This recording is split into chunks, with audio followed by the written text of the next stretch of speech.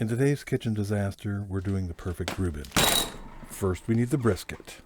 I'm using Robble's Gourmet Traditional Flat Cut Corned Beef Brisket. I preheated the oven to 250 degrees.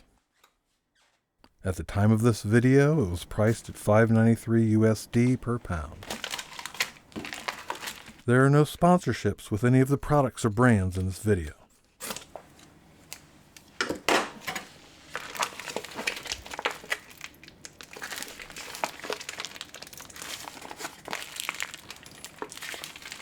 Unless you're going to boil the meat, when you remove the brisket from the wrapper, you may want to rinse off the salt brine. Roasting the meat with the salt brine can make it extremely salty. I'm roasting the meat. There are other options as well. The directions on the packaging suggest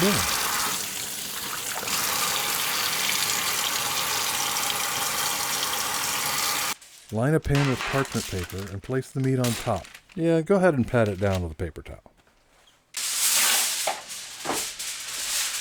Then I covered it with aluminum foil. I roasted the brisket for 3 hours.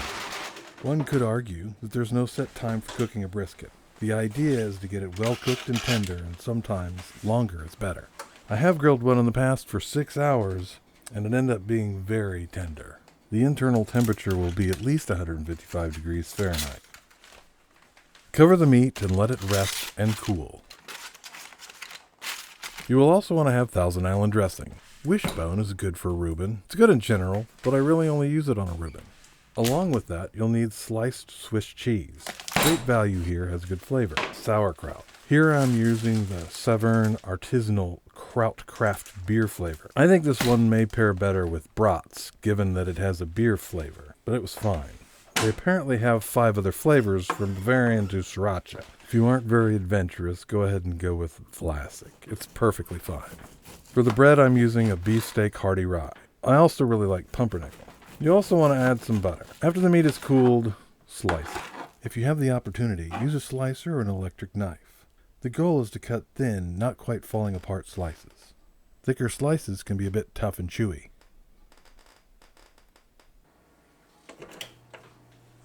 Trim off the excess fat to your liking. Heat up the meat on a griddle or in a pan. Preheating the meat will assure a good internal temperature for your sandwich.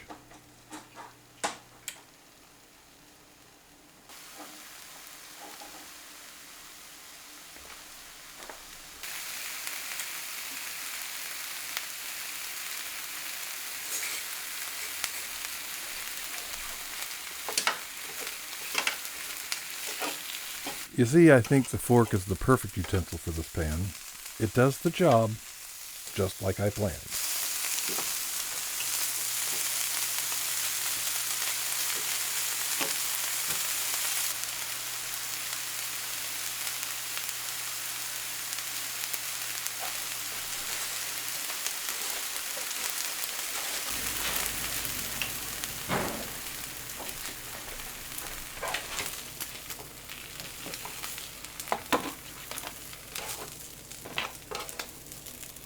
Once heated, put the meat aside. Put some butter on one side of the bread and place it on the skillet. If you haven't spread the butter on first, move the bread around to assure good coverage. Start building the sandwich by adding the cheese.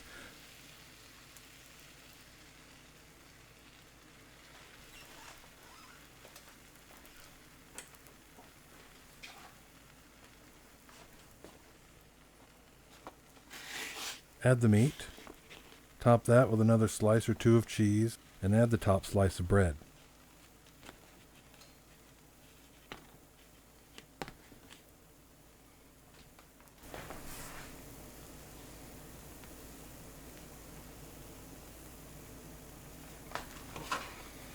Give it a loving pat and let the butter wait on top.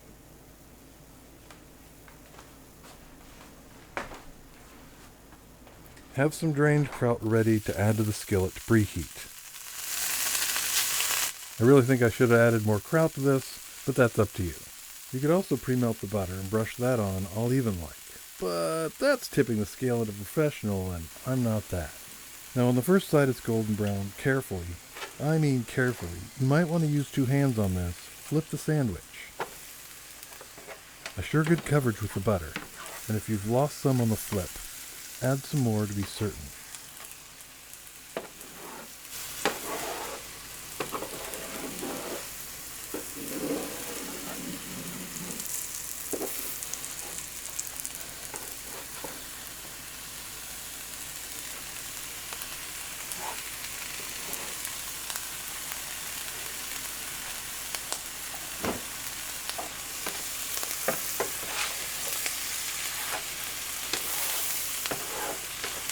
When the second side is half done, open up the top of the bread and shovel the kraut in as best as you can.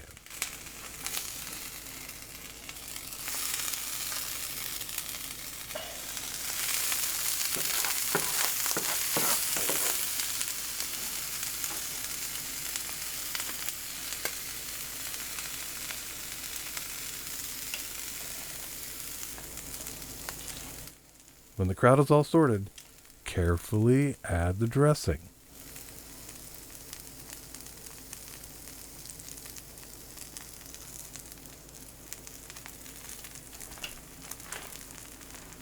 When the bread is golden brown, move to a plate and slice for presentation.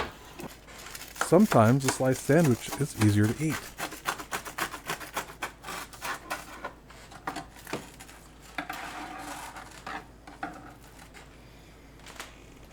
And it looks good too.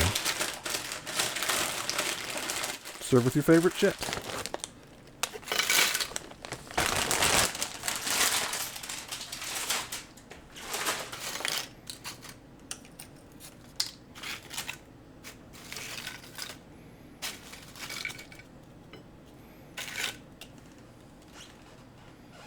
If you've gotten to the end of this video and you like this content, don't forget to like and subscribe. Thank you.